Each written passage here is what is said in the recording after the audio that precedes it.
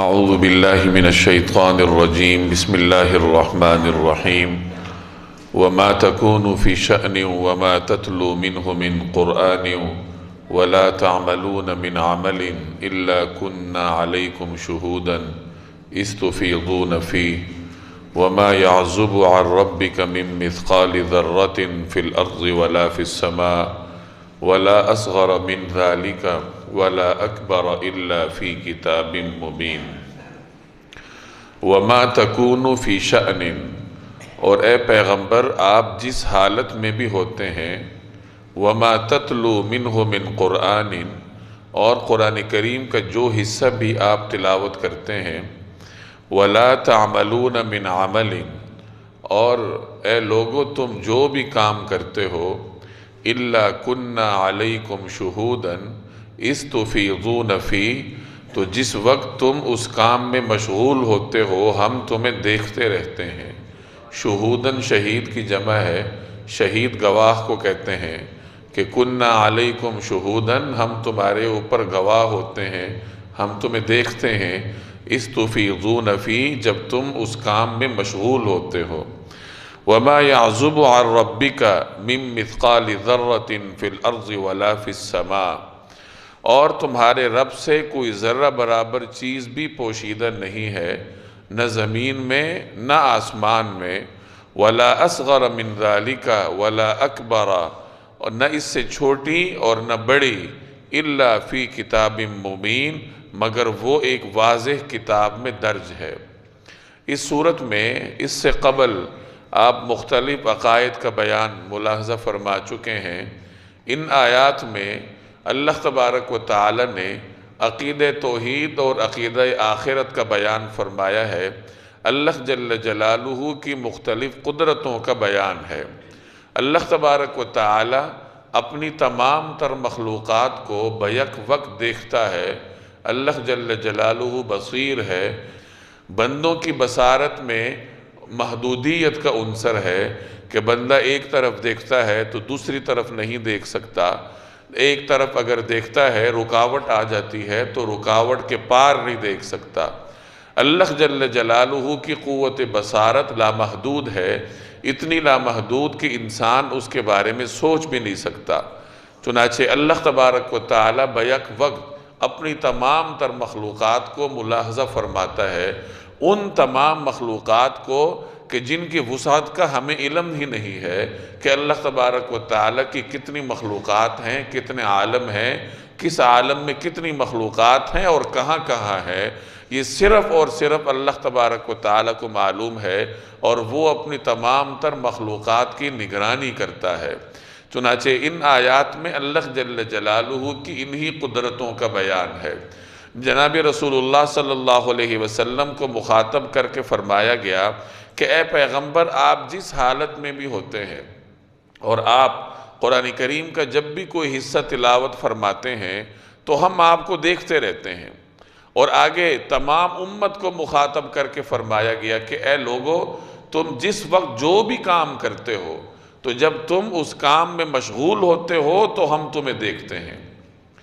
مشرکین مکہ نے ایک اعتراض یہ کیا تھا کہ جب لوگ مر کر مٹی ہو جائیں گے اور ان جسموں کے ذرات مٹی میں مل جائیں گے تو یہ جو تم لوگ کہتے ہو کہ اللہ کے دربار میں پیش ہونا ہے، تو کس کے جسم کا ذرہ کہاں پر رکھا ہے، نہ جانے مٹی کے کس حصے میں کس شخص کے جسم کا حصہ ہے، تو کس طریقے سے ان ذرات کو جوڑ کر دوبارہ اسی انسان کو بنایا جائے گا۔ تو یہ تصور ان کی عقل کے لیے مشکل تھا، ان کے نزدیک یہ ایک قسم کا ناممکن تھا۔ تو آیت کے اگلے حصے میں اس کا جواب دیا جا رہا ہے کہ اللہ جل جلالہ کو تو ہر ذرے کا پتہ ہے۔ تم جس ذرے کو چھوٹا سمجھتے ہو، یا جو ذرات اتنے چھوٹے ہیں کہ وہ تمہارے لفظوں کی حدود سے باہر ہیں، تمہاری جو بصارتیں ہیں، تمہارے آلات ہیں، ان سے بھی باہر ہیں، اللہ جل جلالہ تو ان کو بھی جانتا ہے۔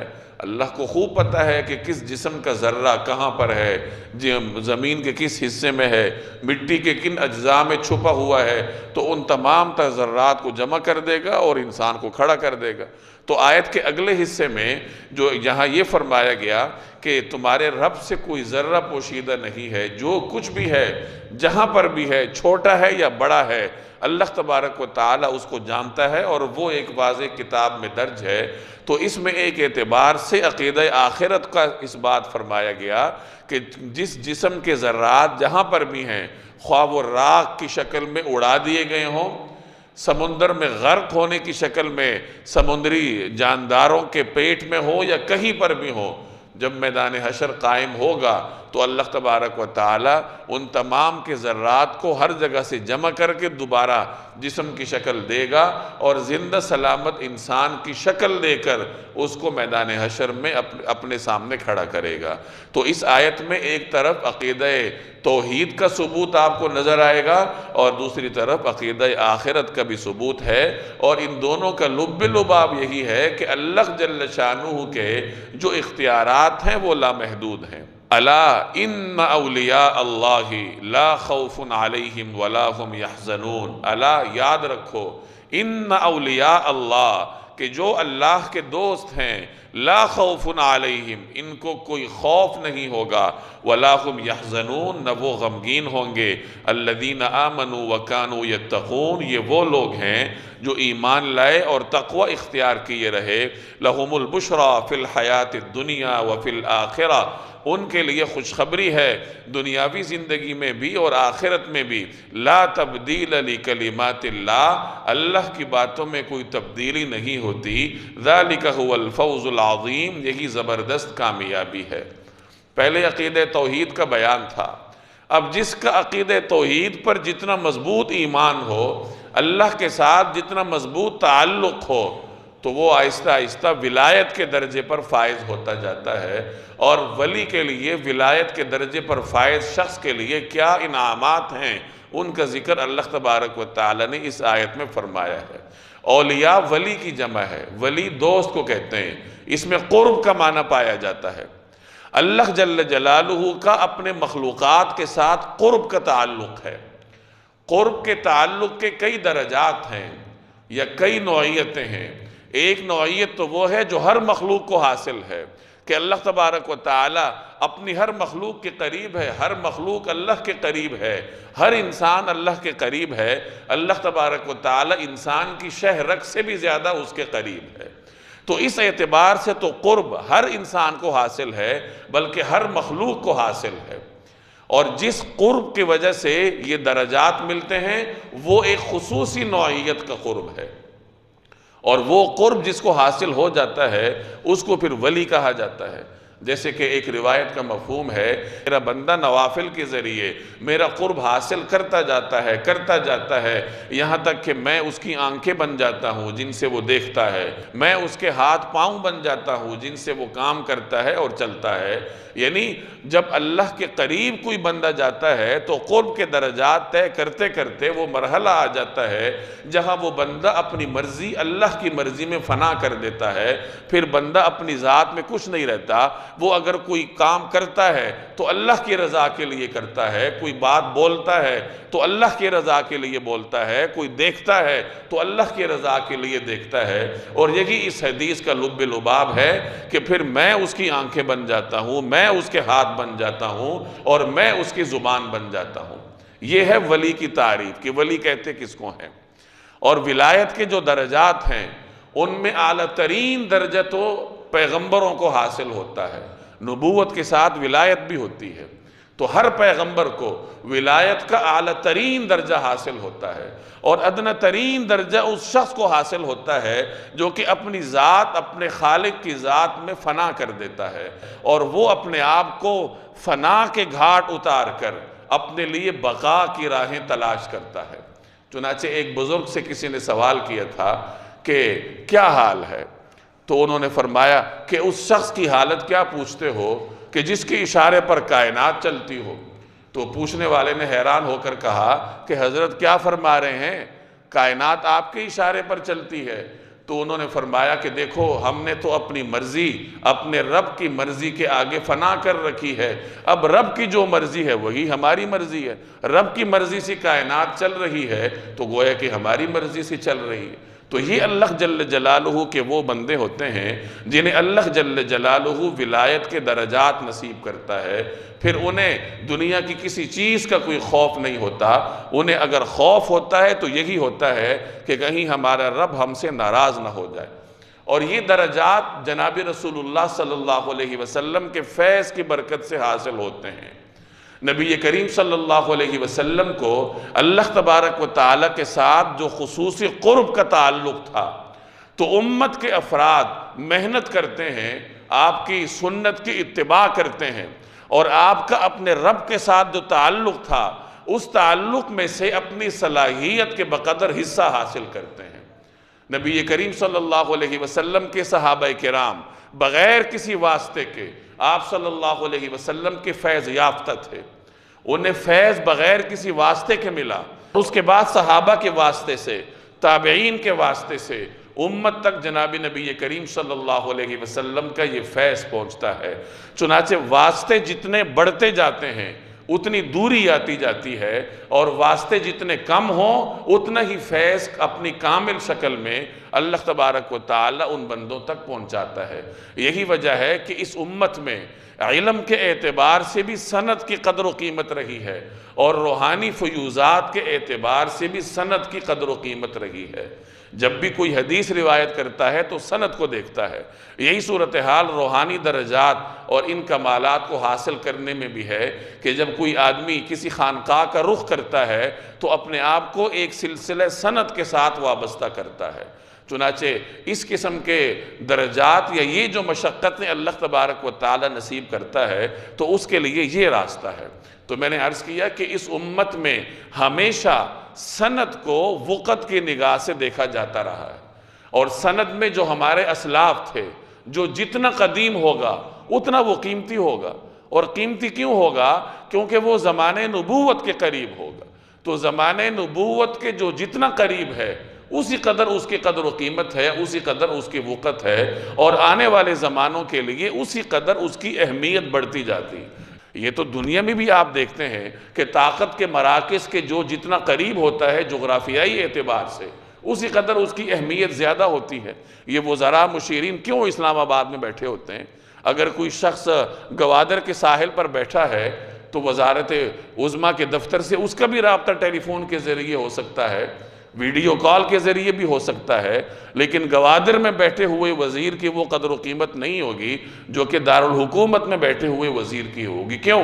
کیونکہ وہ طاقت کے مراکز کے قریب ہے۔ تو یہ تو دنیا میں بھی ہم دیکھتے ہیں کہ جو آدمی جغرافیائی اعتبار سے آپ کے قریب ہوتا ہے تو تعلق زیادہ ہوتا ہے، ایک فطری سی بات ہے۔ یہی صورتحال دین میں بھی ہے کہ جو آدمی زمانے نبوت کے قریب ہے اور جتنا قریب ہے اللہ تبارک و تعالیٰ نے اسی قدر اس کی اہمیت بڑھا رکھی ہوتی ہے۔ اس لیے ہم تو یہی درخواست کرتے ہوتے ہیں کہ اہل بیت ہیں، صحابہ کرام ہیں، امت کے اسلاف ہیں، اولیاء اللہ ہیں، ان کا احترام کرنا چاہیے۔ اور نبی کریم صلی اللہ علیہ وسلم کی بھی یہی تعلیم ہے۔ آپ علیہ الصلوۃ والسلام نے فرمایا المرء مع من احب، آدمی کس کے ساتھ ہوگا؟ اسی کے ساتھ ہوگا جس کے ساتھ اس کو محبت ہے۔ آپ کو اللہ کے نیک لوگوں کے ساتھ محبت ہے، انہی کے ساتھ حشر ہوگا۔ آپ کو اگر دنیا میں یہ جو ہمارے ہیروز ہوتے ہیں، چاہے وہ کھیل کے میدان سے وابستہ ہوں، سیاست کے میدان سے وابستہ ہوں، ان کے ساتھ اگر حد درجے کی محبت ہے تو انہی کے ساتھ انسان کا حشر ہوگا۔ تو یہ تو قاعدہ کلیہ جناب رسول اللہ صلی اللہ علیہ وسلم نے بیان فرما دیا کہ جس کے ساتھ تمہیں محبت ہوگی اسی کے ساتھ تمہارا حشر ہوگا۔ تو یہاں اللہ جل جلالہ نے اپنے نیک بندوں کی تعریف فرمائی ہے کہ میرا نیک بندہ کون ہے اور اس کو کمالات کیا حاصل ہیں، اس کا ذکر ان 3 آیات میں ہے۔ تو فرمایا الا ان اولیاء اللہ لا خوف علیہم ولا هم یحزنون، کہ یاد رکھو جو اللہ کے دوست ہیں انہیں نہ کوئی خوف ہوگا نہ وہ غمگین ہوں گے۔ خوف مستقبل کے کسی واقعے کا ہوتا ہے، مستقبل کے اندیشے ہوتے ہیں، ان کو خوف کہا جاتا ہے، اور غم ماضی کے کسی واقعے کی بنیاد پر ہوتا ہے۔ جیسے انسان گھلتا رہتا ہے کہ ماضی میں یہ ہوا تھا وہ ہوا تھا۔ جو اللہ کے نیک بندے ہیں انہیں نہ مستقبل کے اندیشے ہوتے ہیں اور نہ وہ ماضی کے کسی واقعے پر پشیمان ہوتے ہیں، اور اس کا تعلق دنیا سے ہے۔ آخرت کے معاملے میں تو ان سے بڑھ کر اندیشے کسی کو نہیں ہوتے۔ اللہ کا خوف ان سے بڑھ کر کسی کو نہیں ہوتا۔ دین کے معاملے میں تو وہ ان کو اندیشے ہوتے ہیں، اور ماضی پر غم بھی ہوتا ہے کہ ہم نے زندگی ویسے نہیں گزاری جیسے گزارنی چاہیے تھی۔ یہاں بات ہو رہی ہے دنیاوی معاملات کی، کہ دنیاوی معاملات میں خوف اور غم سے اللہ تبارک و تعالی انہیں محفوظ رکھتا ہے، کیونکہ جب کسی شخص نے اپنی مرضی رب کی مرضی میں فنا کر دی ہے تو وہ اپنے اوپر گزرے ہوئے کسی واقعے پر غمگین نہیں ہوتا، اور مستقبل کے حوالے سے بے جا اندیشوں اور وساوس کا شکار نہیں ہوتا۔ اس کو معلوم ہے کہ جو کچھ ہے میرے رب کی مرضی سے ہوگا۔ اللہ جل جلالہ کے ہر فیصلے پر وہ راضی ہوتے ہیں۔ جیسے جناب رسول اللہ صلی اللہ علیہ وسلم کا صاحبزادہ حضرت ابراہیم علیہ السلام آپ کے دست اقدس میں اللہ کو پیارے ہو گئے۔ جناب رسول اللہ صلی اللہ علیہ وسلم کے مبارک آنکھوں سے آنسو بہنے لگے، تو جو صحابہ کرام ساتھ تھے وہ ذرا حیران ہوئے، ان کی نگاہ میں پیغمبر اس کی آنکھوں سے آنسو کیوں بہیں گے ایسے واقعے پر؟ تو انہوں نے پوچھا کہ یا رسول اللہ آپ کی آنکھوں میں آنسو؟ تو رسول اللہ صلی اللہ علیہ وسلم نے فرمایا کہ العین تدمع والقلب یحزن، کہ آنکھ جو ہے وہ آنسو بہاتی ہے اور دل جو ہے وہ غمگین ہے، لیکن ہم زبان سے وہی کہیں گے کہ جس سے ہمارا رب راضی ہو۔ اور پھر آپ نے فرمایا وَإِنَّا بِفِرَاقِكَ يَا إِبْرَاهِيمَ لَمَحْزُونُونَ، کہ اے ابراہیم ہم تمہاری جدائی کی وجہ سے غمگین ہیں۔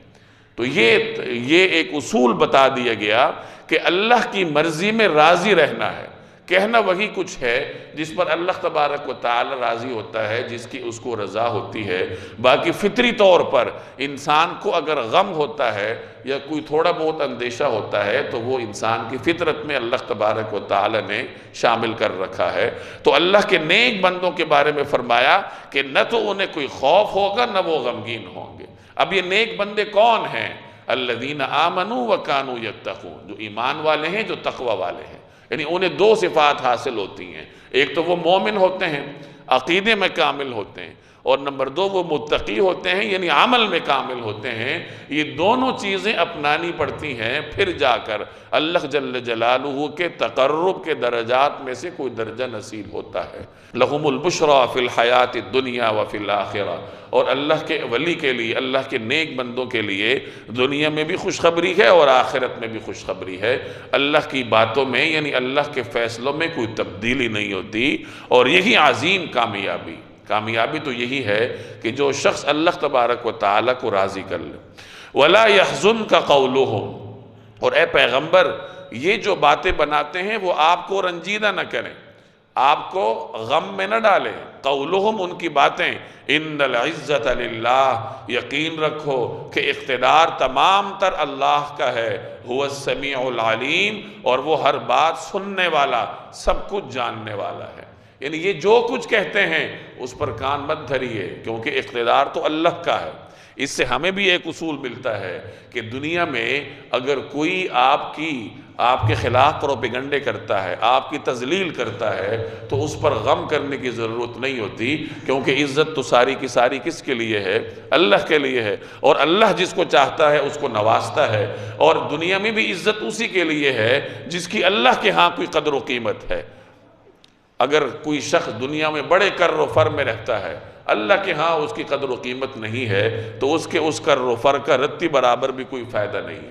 اور اگر کوئی شخص دنیا میں غبار آلود ہے، کوئی اس کی بات نہیں سنتا، لیکن اللہ کے ہاں اس کی قدر و قیمت ہے، تو یہی شخص کامیاب ہے۔ جیسے حدیث میں آتا ہے کہ کتنے ہی لوگ ایسے ہوتے ہیں جو غبار آلود ہوتے ہیں، جنہیں دروازوں سے پلٹا دیا جاتا ہے، جن کے رشتے کو رد کر دیا جاتا ہے، لیکن اللہ کے ہاں ان کی وہ قدر و قیمت ہوتی ہے کہ اگر وہ کسی واقعے پر قسم کھا لیں تو اللہ تعالیٰ ان کی قسم پورا کرتا ہے، یعنی پھر وہ واقعہ اللہ تعالیٰ برپا کر کے رکھتا ہے اپنے اس نیک بندے کی قسم کو پورا کرنے کے لیے۔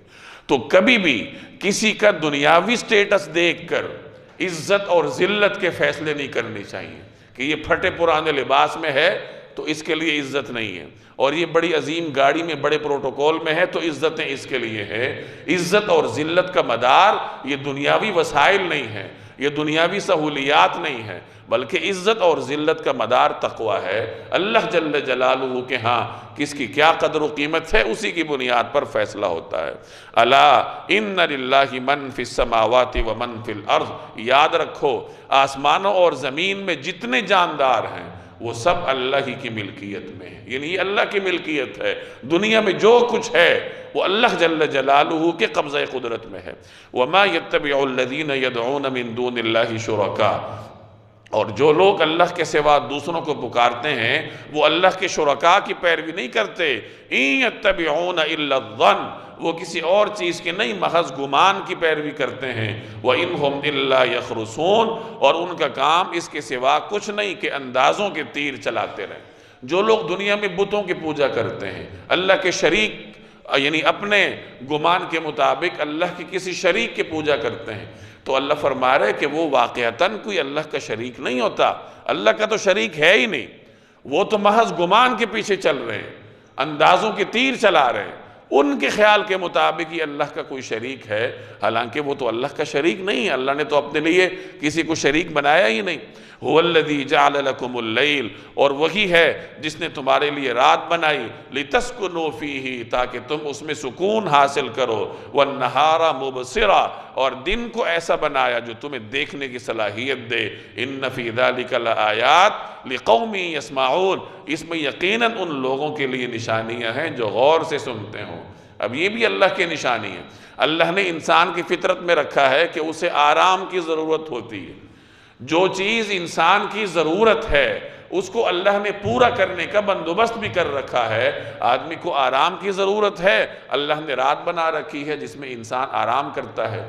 انسان کو اپنا پیٹ پالنے کے لیے جدوجہد کرنی پڑتی ہے، اللہ نے دن پیدا کر رکھا ہے، دن میں روشنی کا انتظام کر رکھا ہے، اور اسی روشنی میں انسان جدوجہد کرتا ہے، معیشت کے لیے کوشش کرتا ہے، رزق حاصل کرتا ہے۔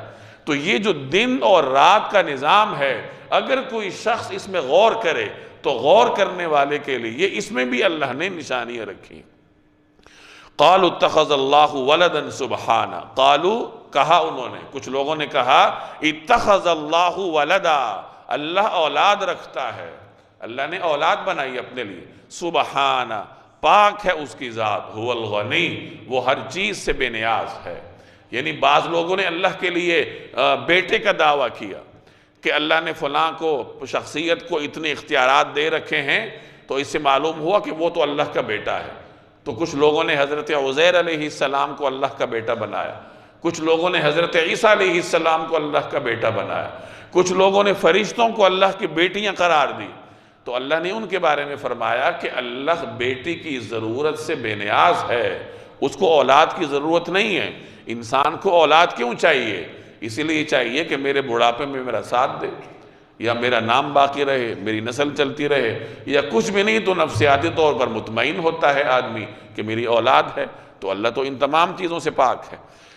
لہو ما فی السماوات و ما فی الارض، آسمانوں اور زمینوں میں جو کچھ ہے اسی کا ہے۔ ان عندکم من سلطان بہذا، تمہارے پاس اس بات کی ذرا بھی کوئی دلیل نہیں ہے۔ سلطان سے مراد یہاں دلیل ہے۔ اتقولون علی اللہ، کیا تم اللہ کی ذمہ وہ بات لگاتے ہو ما لا تعلمون، جس کا تمہیں کوئی علم نہیں؟ یعنی یہ جو اللہ کے لیے بیٹے کا اقرار کرتے ہو تو اس کی کیا دلیل ہے تمہارے پاس؟ کوئی دلیل نہیں ہے، اس کا کوئی علم تمہارے پاس نہیں ہے، یہ صرف تم من گھڑت باتیں کرتے ہو، اللہ جل جلالہ پر افتراء کرتے ہو۔ قل، آپ کہہ دیجئے، ان الذین یفترون علی اللہ الکذب، جو لوگ اللہ پر جھوٹا بہتان باندھتے ہیں، افتراء کرتے ہیں، لا یفلحون، وہ فلاح نہیں پائیں گے، متاع فی الدنیا، بس دنیا میں تھوڑا سا مزہ ہے، ثم الینا مرجعہم، پھر انہیں ہمارے پاس ہی لوٹ کر آنا ہے، ثم نذیقہم العذاب الشدید، پھر ہم انہیں شدید عذاب کا مزہ چکھائیں گے، بما کانوا یکفرون، اس کے بدلے میں جو کفر کا رویہ انہوں نے اپنا رکھا تھا۔ دنیا کا تھوڑا سا مزہ ہے، یہ اپنا لو، اور اللہ فرما رہے کہ پھر تمہیں لوٹ کر ہمارے پاس ہی آنا ہے، پھر دنیا میں جو کچھ تم کرتے رہے ہو اس کا تمہیں سزا بھگتنی پڑے گی۔ وَاتْلُ عَلَيْهِمْ نَبَأَ نُوحٍ، اور اے پیغمبر ان کے سامنے نوح کا واقعہ پڑھ کر سنائیے۔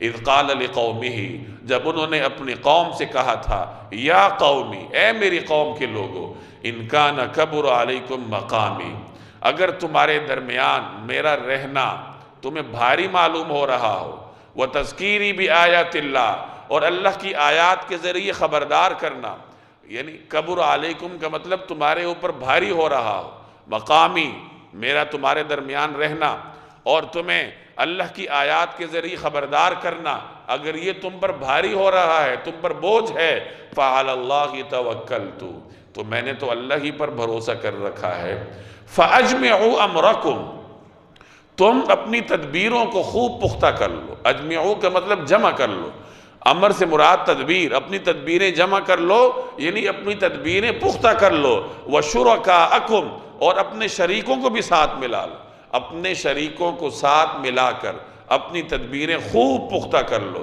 ثُمَّ لَا يَكُنْ أَمْرُكُمْ عَلَيْكُمْ غُمَّةً، غمہ کا مطلب باعث گھٹن، پھر جو تدبیر تم کرو وہ تمہارے دل میں کسی گھٹن کا باعث نہ بنے۔ ثُمَّ قُضُوا إِلَيَّ، پھر میرے خلاف فیصلہ کر لو، وَلَا تُنْظِرُونَ، اور مجھے ذرا بھی مہلت نہ دو، پھر بلکہ میرے خلاف جو فیصلہ تم نے کیا ہوا ہو اسے کر گزرو اور مجھے ذرا بھی مہلت نہ دو۔ اب یہاں سے کچھ پیغمبروں کے واقعات کا بیان ہے، ان آیات کے ذریعے اہل مکہ کو سمجھایا جا رہا ہے۔ پہلے اللہ نے عقائد کو سمجھایا، اب آگے کچھ مثالیں تاریخ کی ذکر کی جا رہی ہیں کہ دیکھو فلاں اور فلاں قوم نے ان عقائد کو تسلیم نہ کیا، اپنے پیغمبروں کی بات کو نہ مانا، تو ان کا یہ اور یہ حشر ہوا۔ اگر تم بھی اسی روش پر چلو گے، وہی راستہ اپناؤ گے، پیغمبر کی بات نہیں مانو گے، تو تمہارا بھی یہی حشر ہوگا۔ تو یہاں حضرت نوح علیہ السلام کا واقعہ ہے، آگے حضرت موسیٰ علیہ السلام اور ان کی قوم کا واقعہ ہے، اور یہی واقعات اگلی صورت میں تفصیل کے ساتھ آنے والے ہیں، یہاں مختصراً تھوڑا بہت سن لیجئے۔ تو فرمایا کہ اے پیغمبر ان کے سامنے نوح علیہ السلام کا واقعہ سنائی کہ نوح علیہ السلام نے اپنی قوم سے کیا کہا۔ فرمایا کہ دیکھو میرا تمہارے درمیان رہنا اگر تمہیں بھاری ہو رہا، مقام کا مطلب کھڑا ہونا ہوتا ہے، کہ تمہارے درمیان میرا کھڑا رہنا تم پر بھاری ہے، یعنی اس کا مطلب یہ ہے کہ انبیاء علیہ السلام کھڑے ہو کر اپنی امت کو وعظ و نصیحت فرمایا کرتے تھے، جیسے مختلف روایات میں آتا ہے قام فینا رسول اللہ صلی اللہ علیہ وسلم، صحابہ فرماتے ہیں کہ ہمارے درمیان نبی کریم صلی اللہ علیہ وسلم کھڑے ہوئے، اور پھر آگے آپ کے خطبے کا ذکر کرتے ہیں کہ یہ ارشاد فرمایا۔ تو نبی کریم صلی اللہ علیہ وسلم کی بھی یہ سنت تھی کہ آپ صحابہ کرام کو کھڑے ہو کر وعظ و نصیحت فرماتے تھے۔ جمعے کا خطبہ بھی نبی کریم صلی اللہ علیہ وسلم کھڑے ہو کر ارشاد فرماتے تھے۔ ابتدا میں آپ صلی اللہ علیہ وسلم مسجد نبوی میں کھجور کے ایک تنے کے ساتھ، جو خشک تنا تھا، تو اس کا سہارا لے کر خطبہ ارشاد فرماتے تھے۔ بعد میں آپ کے لیے ممبر کا انتظام کیا گیا، اور جب پہلی مرتبہ آپ صلی اللہ علیہ وسلم کھجور کے اس تنے کو چھوڑ کر اپنے ممبر کی طرف تشریف لے گئے، تو حدیث کے روایات میں آتا ہے کہ وہ تنا ایسا پھوٹ پھوٹ کر رویا کہ وہاں موجود صحابہ کرام نے اس کی آواز سنی۔ نبی کریم صلی اللہ علیہ وسلم ممبر سے نیچے تشریف لائے اور آپ نے اس پر اپنا دست اقدس رکھا، اور اس کے بعد ایسا لگا جیسے اس پر سکون آ گیا۔ پھر آپ صلی اللہ علیہ وسلم واپس ممبر کی طرف تشریف لائے۔ اس سے معلوم ہوا کہ اللہ نے ہر مخلوق میں حص رکھی ہے، جمادات میں بھی اللہ تبارک و تعالیٰ نے یہ حص رکھی تھی کہ وہ اللہ کے رسول کو پہچانتے تھے۔ کتنی ایسی روایات ہیں جس میں کسی پتھر نے نبی کریم صلی اللہ علیہ وسلم کو سلام کیا ہو، کتنی ایسی روایات ہیں جس میں درختوں نے آپ صلی اللہ علیہ وسلم کی کسی ارشاد پر عمل کیا، کتنی ایسی روایات ہیں جس میں کسی حیوان نے، جس کو ہم بے عقل سمجھتے ہیں، اس حیوان نے نبی کریم صلی اللہ علیہ وسلم کے حکم پر عمل کیا ہو۔ تو حیوانات، نباتات اور جمادات کو بھی اللہ تبارک و تعالیٰ نے یہ حص دی تھی کہ وہ اللہ کے حبیب کو بھی پہچانتے تھے اور نبی کریم صلی اللہ علیہ وسلم کے آداب سے بھی واقف تھے۔ تو یہاں نوح علیہ السلام فرما رہے ہیں کہ دیکھو اگر میرا وعظ و نصیحت کرنا تمہارے اوپر گراں گزر رہا ہو تو میں نے تو یہ کرنا ہے، میری تو یہ ذمہ داری ہے، تبلیغ کا یہ کام تو میں نے کرنا ہے، دعوت کا یہ کام تو میں چھوڑ نہیں سکتا، میرا تو اللہ پر توکل ہے، اور اسی کے بھروسے پر میں تمام ماحول کی مخالفت کے باوجود بھی یہ کام کروں گا، اور تم سے جو ہو سکتا ہے کر گزرو، تم بھی کر گزرو، اپنے ساتھ جتنے تمہارے شریک ہیں، جو تمہارے مددگار ہیں، جس کو تم لا سکتے ہو اس کو لے آؤ، اور جو تدبیر تم سے بن سکتی ہے بنا لو۔ اور یہ بھی فرمایا کہ دیکھو اپنی تدبیروں پر کھل کے عمل کرو، کہیں تمہارے دل میں کوئی گھٹن نہ رہ جائے، کوئی ارمان تمہارے دل میں نہ رہ جائے، جو تم سے ہو سکتا ہے کر گزرو، لیکن اللہ کے دین کی بات میں چھوڑ دوں، اس چیز کا کوئی امکان نہیں۔ یہ پیغمبروں کی عظیمت کی صورتحال ہے۔ ان کی عظیمت کے بارے میں سوچ کر انسان کی گردن جھک جاتی ہے، عقل حیران رہ جاتی ہے کہ پورے ماحول کی مخالفت کے ہوتے ہوئے کیسے اس قدر سختی کے ساتھ اپنے مشن پر کاربند رہا جا سکتا ہے۔ یہ اللہ جل جلالہ کی توفیق سے تھا۔ اور آگے اللہ تبارک و تعالیٰ کو اللہ کے بندوں میں سے پیغمبر کی جتنی قربت کسی کو حاصل ہو، اسی قدر وہ پیغمبر کے پیغام پر ڈٹا رہتا ہے، جمع رہتا ہے۔ ہماری تو یہ صورتحال ہے کہ اگر کوئی گھور کر دیکھ لے تو دوبارہ اس کو دین کا پیغام نہیں پہنچاتا۔ اول تو دین کا پیغام پہنچانے کے لیے کوئی تیار ہی نہیں ہوتا، اس کو سٹیٹس کے خلاف سمجھتے ہیں کہ میں تو سرجی ہوں، میں تو فلاں پوسٹ پر ہوں، میں کیوں کسی کے پاس جاؤں گا، کیوں میں کسی کو دین کی دعوت دوں گا۔ یہ پیغمبروں کا کام ہے، اور یہ ایسا عظیم کام ہے جو اللہ نے اس دنیا کے عظیم ترین شخصیات کے سپرد کیا تھا۔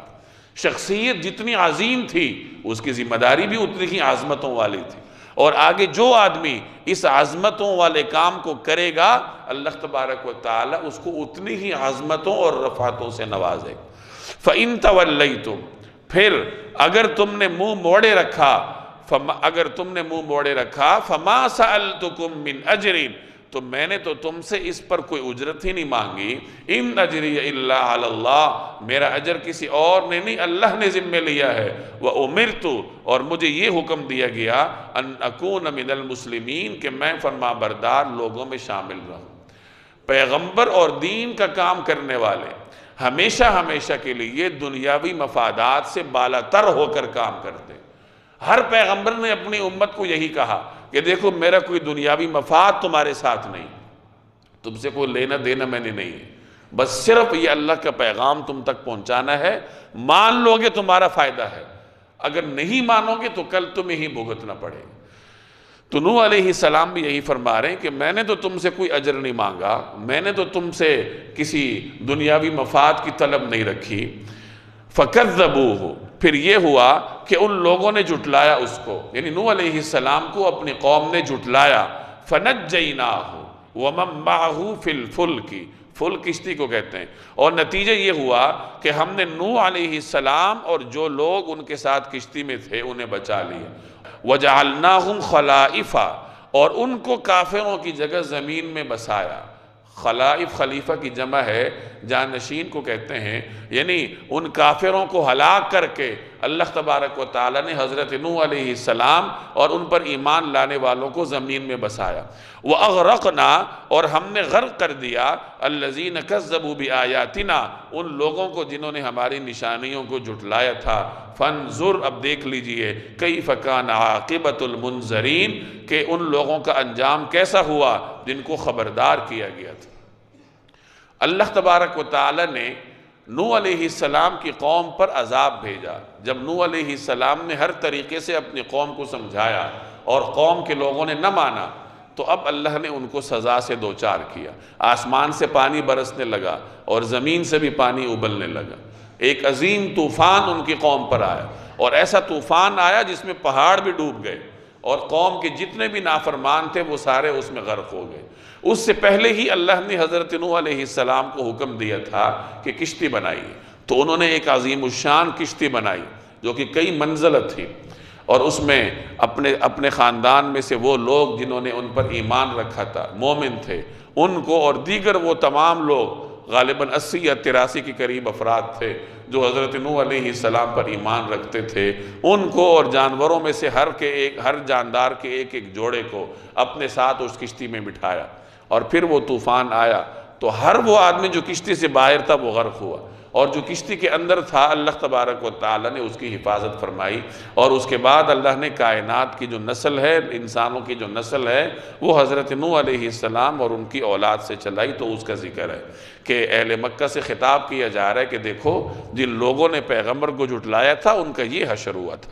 ثم بعثنا من بعدہ رسلا، اس کے بعد ہم نے مختلف پیغمبر بھیجے الی قومہم، ان کی قوموں کے پاس، اس کے بعد ہم نے مختلف پیغمبر ان کی اپنی اپنی قوموں کے پاس بھیجے، فجاؤہم بالبینات، وہ ان کے پاس کھلے کھلے دلائل لے کر آئے، فما كانوا ليؤمنوا بما كذبوا به من قبل، لیکن ان لوگوں نے جس بات کو پہلی بار جھٹلا دیا تھا اسے مان کر ہی نہ دیا، كذلك نطبع على قلوب المعتدین، جو لوگ حد سے گزر جاتے ہیں ان کے دلوں پر ہم اسی طرح مہر لگا دیتے ہیں۔